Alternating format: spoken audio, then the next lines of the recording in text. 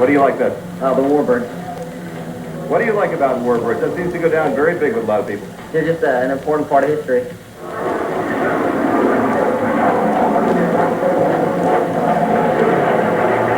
What's your favorite thing here this year? The 52 Mustang. Why is that? Because it's so sleek and so fast.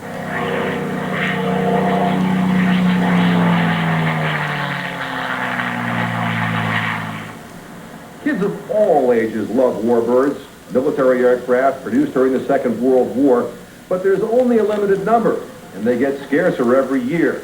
Many were scrapped after the war, so if you really want one, you've got to work for it. In recent years, Warbirds have been freed from ice packs and pulled from the bottom of lakes. You'd hardly know this Grumman Wildcat spent 48 years under 220 feet of Lake Michigan water.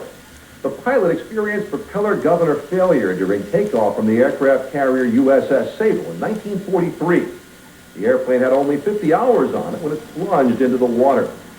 It was one of two recovered in 1991, and restoration began the following year.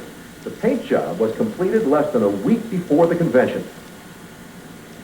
Real eerie walking into the warehouse where the airplanes were.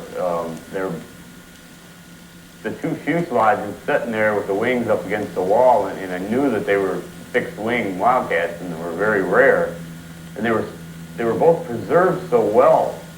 And the inside, the radio bay, and the stenciling, and the paint, and there was no water running out of them. It was kind of eerie.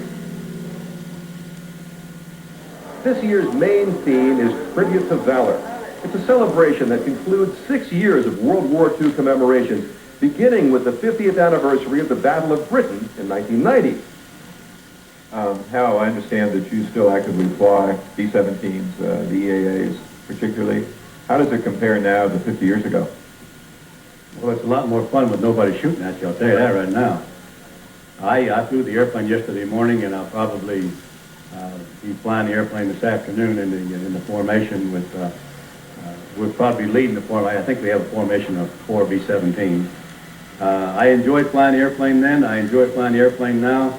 I feel very fortunate because as it stands right now, I'm the last combat pilot still currently airplane left in the world, and that's something that's just between God and me, I guess.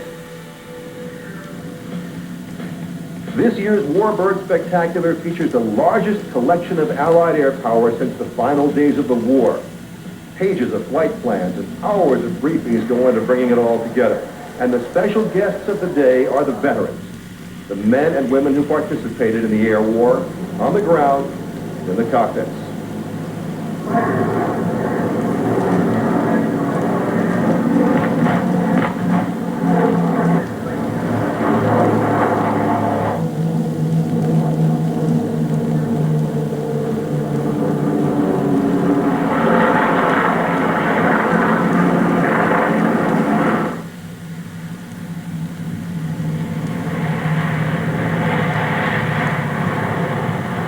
This is history that we should not lose, and as long as a lot of these men and women from World War II are here and able to talk about these experiences, Oshkosh EAA is making it possible to talk with these people, to do these tapes so that this history is not lost, because it should be maintained, and in time, it won't be too long before most of these people are not going to be here.